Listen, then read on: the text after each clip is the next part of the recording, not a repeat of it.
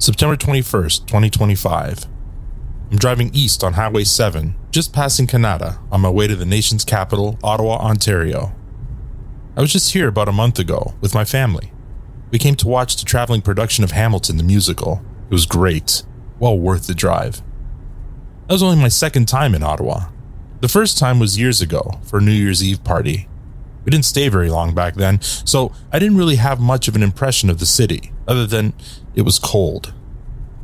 But last month, with my family, we did take some time to enjoy the city, and I was thoroughly impressed.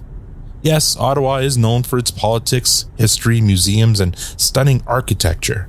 But beneath the surface, it's also home to a vibrant and diverse entrepreneurial community. That's what I'm hoping to capture on this, my third visit to Ottawa. I'm looking for stories of entrepreneurial spirit, struggle, and resilience. Hello everyone, I'm Grego, and this is the Season 9 premiere of Yes, We Were Open podcast.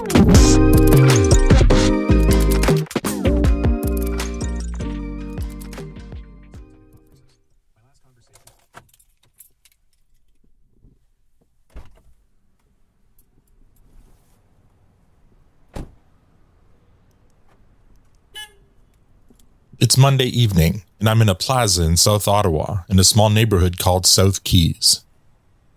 South Keys has an approximate population of 3,000. It was the first subdivision in Ottawa to be built south of the CNR Railroad in the 1960s.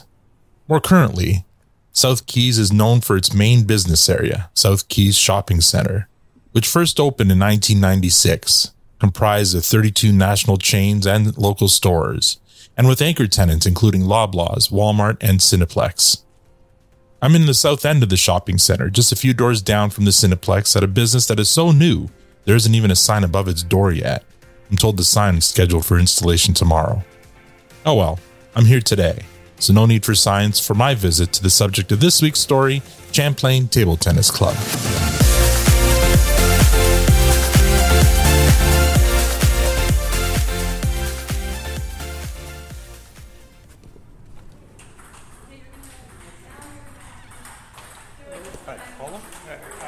Alan? Yes. Nice to meet you, man. Nice to meet you. Really good. This is the place. It's really cool. Thanks. Love it. That's Paulo, the owner. He shows me around his club, a large open room with orange floors, gray walls, and blue table tennis tables. There are 8 tables total, 4 on each side, separated by a corridor of chair-high dividers so that anyone in the room can see the action at any table. As you can probably hear, all the tables are currently occupied. We have the majority of our coaches here. One over there is Stefan, Julia, Rafael, and Sabrina. Paulo leads me down the corridor to the back of the room where there are 2 doors. One labeled fitting room, which appears to be from the previous tenant, and the other door, which we take, leads to another smaller area with gym equipment. All right. Very cool. And on one end, there's a lone desk with a computer. This is where we set up for Paulo's interview. So my name is Paulo Chira. I'm the founder and owner of Champlain Table Tennis Club. When did the Champlain Table Tennis Club begin? 1989. Were you the first owner? No. I'm actually was 1 year old when it was 1989. So say, yeah, not that old.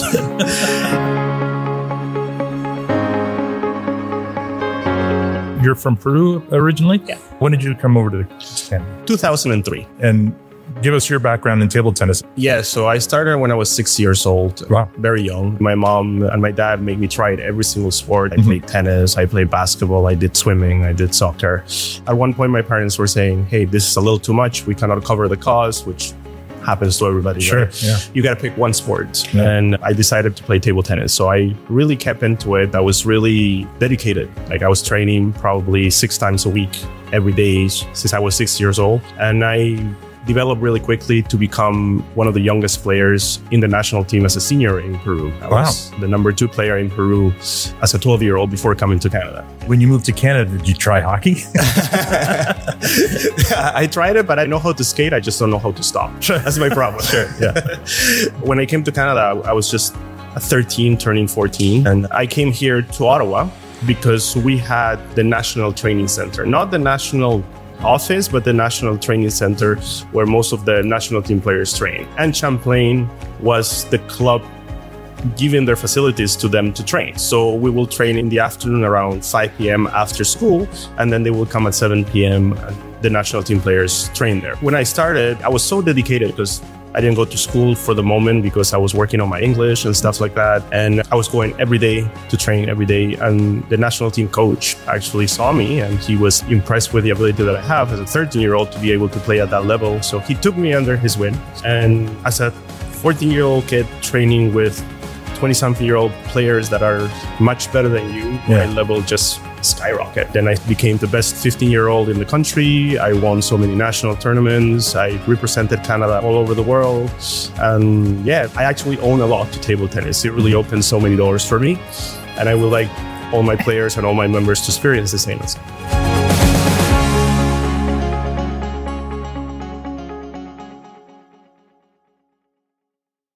So the club closed down in 2015. And then I just recently reopened it. How recently? A month ago. Wow. That is very recent. That's very recent. So it's been closed down for 10 years. Yeah, pretty much. What gave you the idea to reopen it? So I was always into table tennis. I'm a data analyst for my degree, and I worked for the government for a long time. And always table tennis was in the back of my mind. It started actually at Champlain when I retired, actually, because I was playing for so long. It was a tough decision for me because I was going into university. Sure. And they were trying to push us to be more dedicated and more serious because they're paying us to play. And they told me, or you're going to be doing this, or do you want to go to university? So it was a tough decision for me at the same time because, and my parents too, because I was underage either way and they make the decisions as well. Sure. I decided, yes, I should probably quit table tennis and then dedicate myself to my studies.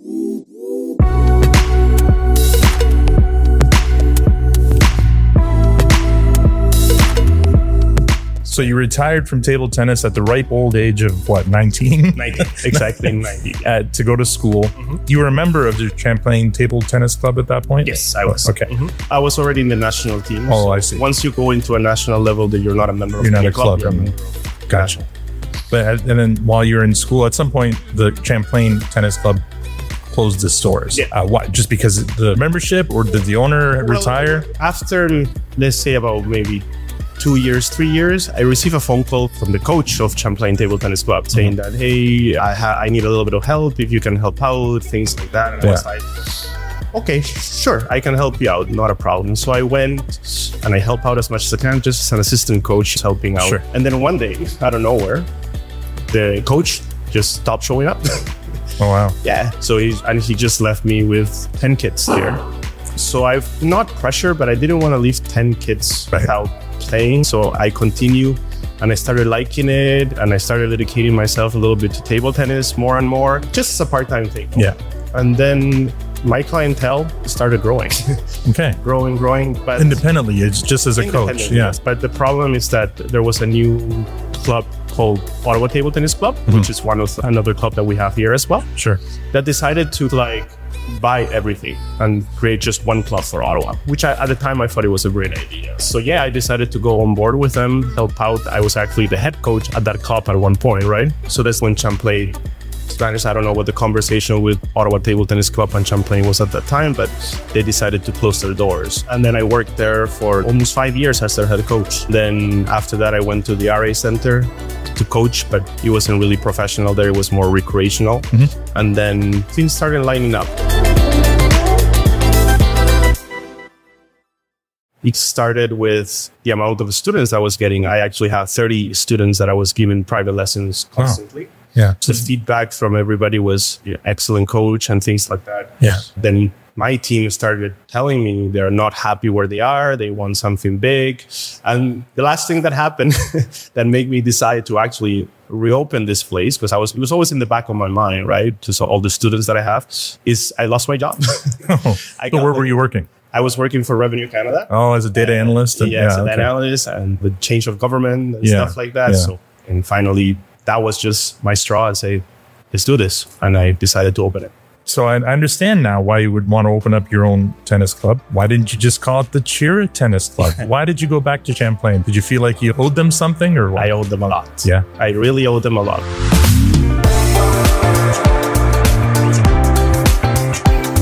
So when I came here to Canada, my English wasn't that great. I was having social issues, not able to fit in at some point. And table tennis was like an escape for me. And when I went there, the Champlain Table Tennis Club made me feel welcome. It didn't matter if I didn't speak English or anything.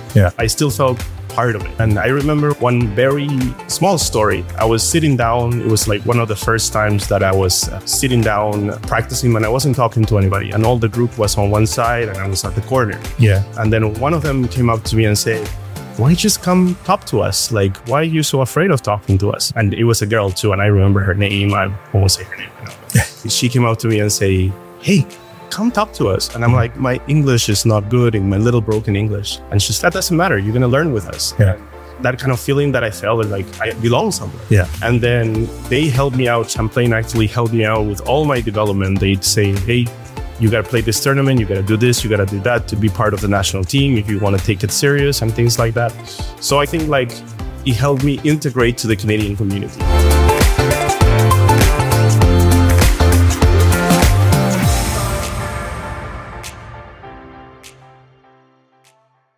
I went up to Marianne and I sent her an email and I said, "Hey, I would like to reopen Champlain, get it back to it was before." And she was extremely happy that I did that for her. And she didn't even charge me any money, not even a penny. It's yours. Marianne DeMoncos was a 1979 Pan American Games table tennis champion. She opened the Champlain Table Tennis Club back in 1987. Despite closing their doors in 2015, Marianne's contribution to table tennis in Canada continued in the form of a scholarship fund that has been awarded each year since then. This may shed further light on why Paulo was so intent on continuing Marianne's legacy. I didn't know what I got myself into, to be honest with you. Opening a business is not the easiest thing per se. I might have all the experience in the world in the sport, but it doesn't mean I'm a business entrepreneur right away. There is a lot of learning. So I didn't go to class or anything like that. I took a business class in University One. So I know a little bit about it. So I started doing a lot of research, a lot of investigation, targeting my market, learning how to do projections, learning how to do cash flow. And one thing that actually helped me out a lot is my background in data analysis. There are some times too that I felt given up because it wasn't working out for me, like stuff like that. But my partner, like who I own a lot for the business, she pushes me a lot. She pushed me a lot and takes me out from very difficult situations, not only for business size, but personal size too. She's been there for me like since the beginning, and she wouldn't allow me to give up. And we finally were able to do it. And we're here and open and going. All right. Normally I would say, how did the community receive you when you first opened, but you just opened. How are things going though? Oh my goodness. The community here, and I hope everybody understands, the table tennis community is really helpful and supportive. Before I actually opened, 60 of my members pay their fees. Wow. Right before, like when I didn't even find a place yet. So they believed in me that I was able to do this. Because they know me, I've been doing this for a long time. Everybody knows me in the table tennis community in Canada, I think. That support that I have, it really helped me get this going. So I owe them to them as well.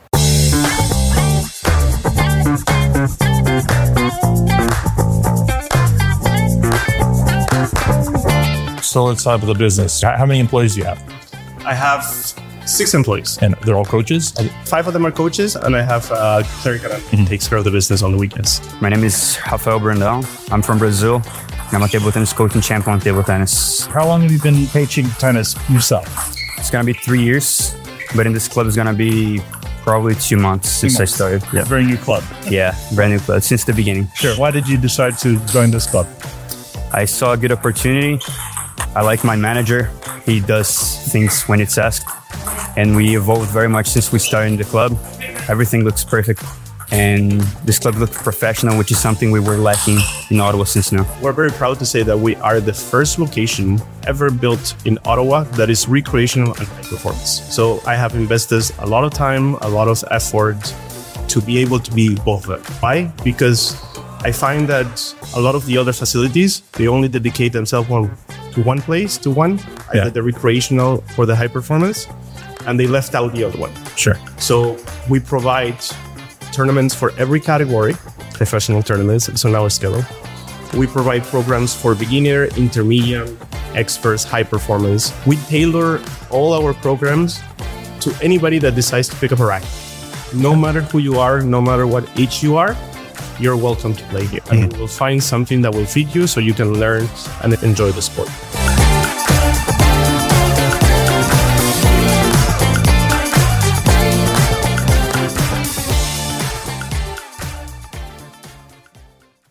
You got a lot of support with a lot of signups. How many members do you have right now? 120. Wow. As I said, it's just the support of the people. And I think we bring something different to the sport. You cannot leave the recreational part away from it. People need to come and have fun at some point. That's where you want to invest your money. You want to play your money.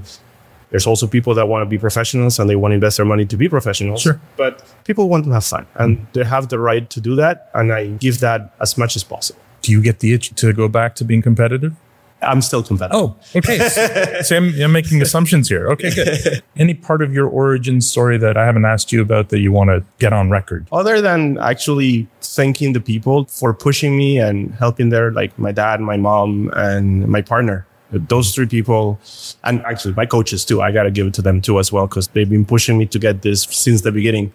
I just want to say that it's not just me that has been able to accomplish this. It's everybody. It's the whole community.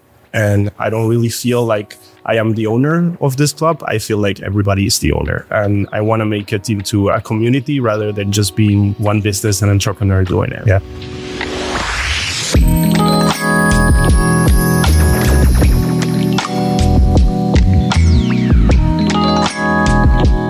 Up next, it's still very early in Paulo's business, but he's off to a very promising start, and it sounds like he's got a lot of support. But being a new business owner, there's bound to be mistakes and bumps on the road. How will he cope? Let's find out.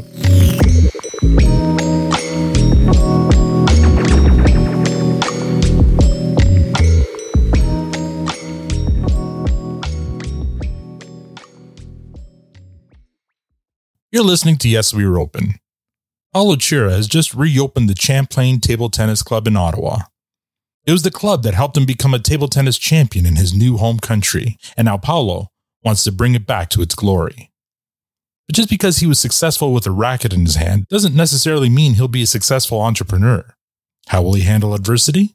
Let's have a listen.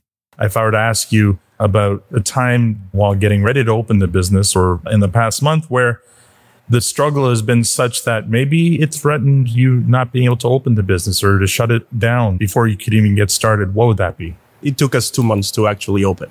So we had a dead date for June 22nd and we ended up opening in August 22nd. So there is definitely a struggle. It's mostly looking for the place and coming to an agreement with the landlord. Sure. That's the biggest thing. Showing that you're financially ready to be able to take in something big like this, because I can tell you rent is not cheap anywhere right now. It takes time. And I do understand it in the sense of the big companies. But at the same time, I wish they were a little bit more like sympathy on somebody trying to start a business. Yeah. Right. I really don't feel that they really care or sympathize with the person.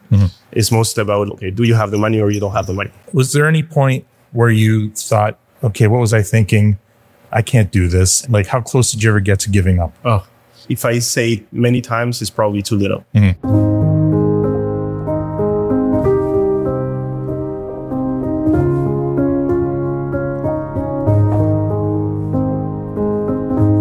I had a pretty good job with Revenue Canada. Yeah. To be honest with you, my partner is also, she has a really decent job. We were living really well. I had to reject 3 job offers because of this. Sure. So it's not really difficult for me to actually find a steady job that will pay the bills and things like that. But there's been many times at the beginning, people were like paying all this money without me having anything. Yeah. And the disappointment of not providing that service at the right time, it was really struggling. Like, constant messages of people saying, hey, when are we going to open? We're ready to go. Where is this place? Things like that. You're feeling the pressure. Feeling the pressure. Yeah. And that pressure sometimes really got to me. And there were days that I didn't even want to move from my bed at some point. I don't know if every business owner goes through this stuff at the beginning, but to be honest with you, after raising my kid, it's probably the hardest thing I ever done. Not to the fact that I don't know how to do it. It's just to the fact that it's a lot of waiting. Yeah. A lot of saying, hey, when is this going to happen? Can you do this? Can you do that? Sign this, read this. I don't even think I've done more reading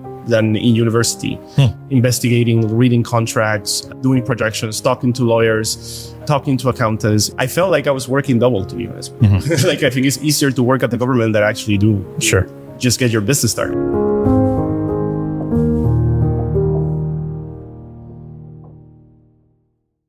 I'd be curious to know, and yeah, you've only been open for a month, but you used to be a member before. Does it get busier in the winter? Because it is an indoor sport, and is it slower in the summer? Like, what would you think your busy time is? That is one of the reasons why I feel the time that we open is perfect, because now the winter season is coming, and I think we're going to see more and more people coming in because now it's an indoor sport.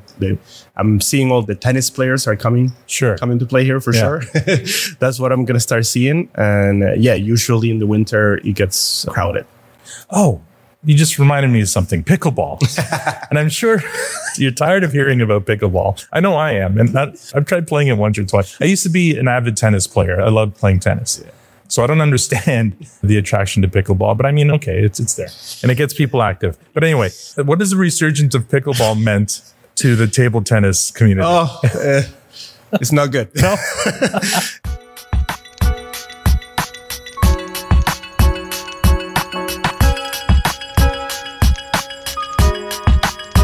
I think it's a harder competition than my actual table tennis competition. That really? I hear, yes. Because it's also an indoor sport, right? And it can be played by people of all ages. And the good thing is that not that many indoor places yet here for pickleball anyway. Okay. So I think that's a good plus for us at the moment. But yes, it is more attractive than table tennis. One of the main reasons. Why? One of the main reasons is because it's so easy to play. There's no, like, how can I say, a steady technique that you have to be able to pass that ball over the net. Okay. So that makes it much easier, much more attractive, especially for the older generations. More accessible. More accessible. You get more rallies. That's one of the reasons probably pickleball is picking up more and more. And don't get me wrong, I tried it and I liked it too. Did you start rethinking yourself? Should I leave table tennis? No, I will never do that. But I tried it before, and some of my coaches are actually members of the RA Center playing pickleball there too as well, which I will talk to them about them after. But no, it's all on the fun. Sure. I don't really mind pickleball at all. It is a fun sport and it is growing more, but hoping that there's some time also for table tennis for everybody as well. Well, I'll tell you, in our lounge, in our office at work, there's a pool table, there's a table soccer table, and there's a ping pong table. A table tennis table.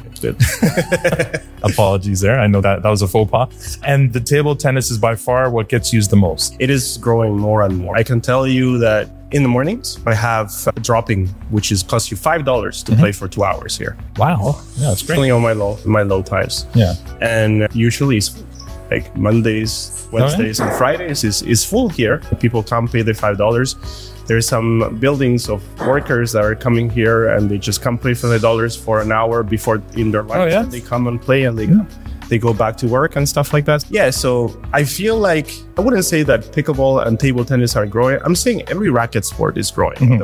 Even you see it in tennis too. Everybody's starting to really like those individual sports more and more. Yeah. So it's not only table tennis. I see it on badminton. Like my stepdaughter plays badminton. She loves it. I see it on racquetball. And we won there too as well. It's not only growing for table tennis. It's growing for all the racket sports, which is a good thing to see.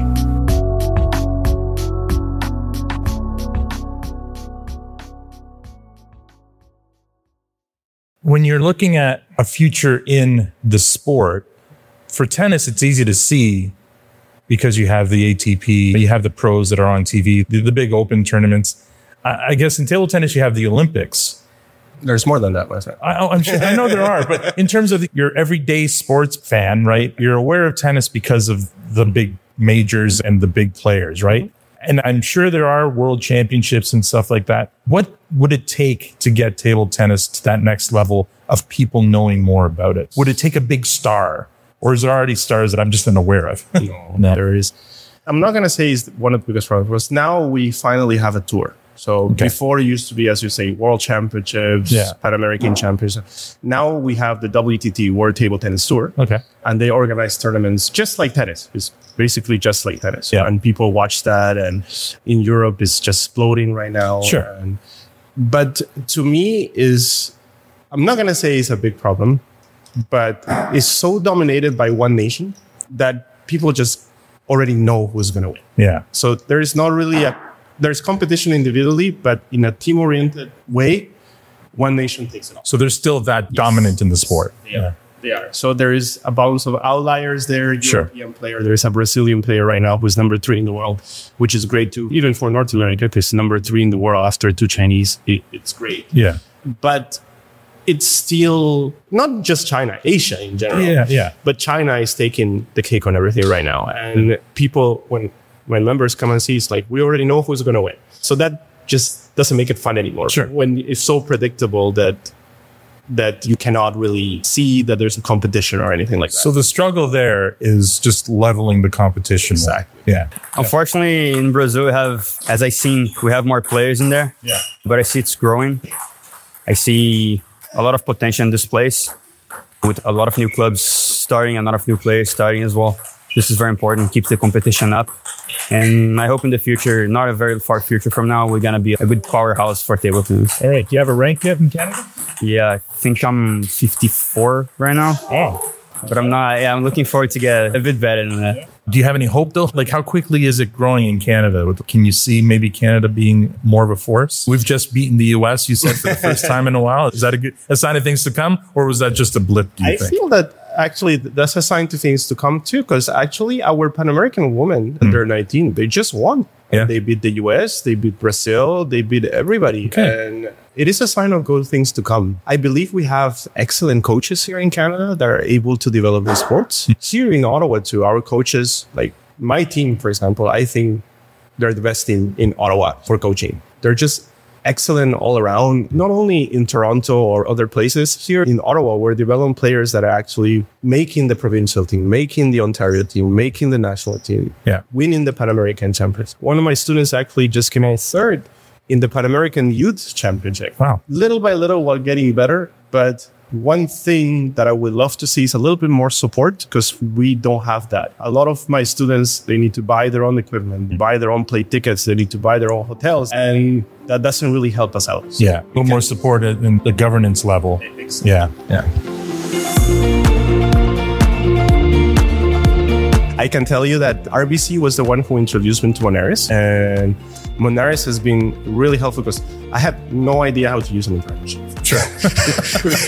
Being honest with you. Yeah. And one of the things that I have to say, and this is the way I actually run my business, customer service is the biggest thing. They've been really patient. Yeah. In that case of helping out, and they probably know because I'm a new person using Interact and things like that, they're really helpful. So I have no complaints. Okay.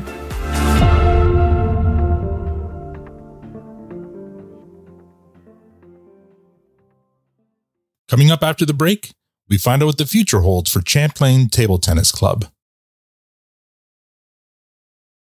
Welcome back to Yes, We Are Open. Champlain Table Tennis Club has been brought back to life by Paulo Chira, one of its former members. With the blessing of its former owner and the love and support of his family and the Ottawa table tennis community, Paulo has had a very successful launch and is looking forward to an even busier winter. Is it too soon to think about the future? Paulo doesn't think so. Let's hear from him. We're going to talk about the future outlook. And what are you hoping for the future of Champlain Table Tennis Club? The first thing is to span.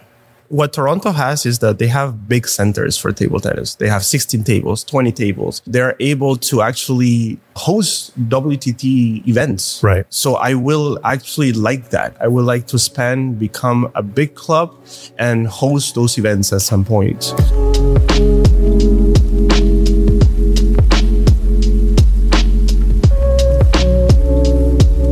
The future of Champlain is, to me, is very bright. My main concern right now is to develop the players and get them in the national level, in a provincial level. And hopefully at one point we can see somebody in the Olympics saying, I play for that club. That to me is better than money, to be honest with you. You can give me all the money in the world, but if I have somebody that is playing in a world event and is saying, I came from that club, I think my mission is accomplished after that. I think it can grow a lot and probably lead to a new generation of table tennis with young people, start a new business in Ottawa and try to bring another city to the competition, because so far it's only Montreal and Toronto.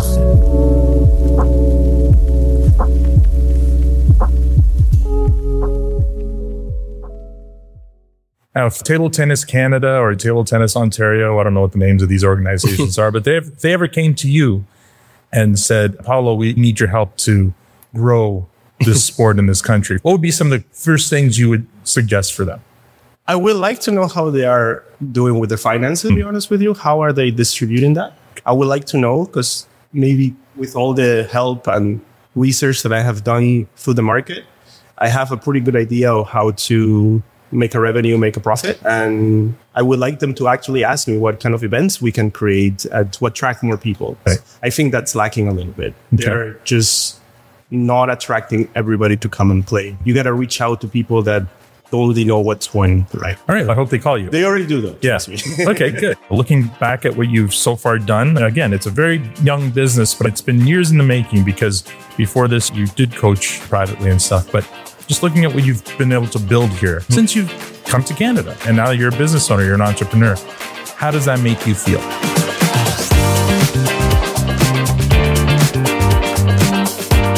A lot of responsibility, to be honest with you. I am proud for what I've been able to do as well, but the responsibility is big. I feel like I'm not only depending on my family or my son or anybody. I don't want to disappoint the community. That's, to me, is the biggest fear. I don't want to disappoint them. I want to give them the best place possible to play table tennis. We're not done finishing our stuff here. We are looking to demolish that wall, make it bigger, create a pro shop, have a lounge here. We're going to host tournaments. We want to host regionals, Ontario championships at some point. We want to do in the talks with OTTA to do courses in here, umpire coaches, coaching courses, seminars, things like that. There is a lot of things that need to happen right now, and I'm not done. There's more work to do. Thank you very much for your time today, Paulo. No problem. My pleasure.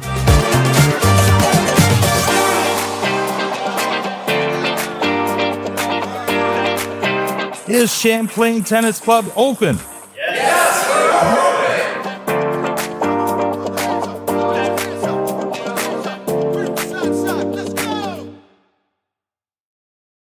That's the story of Champlain Table Tennis Club.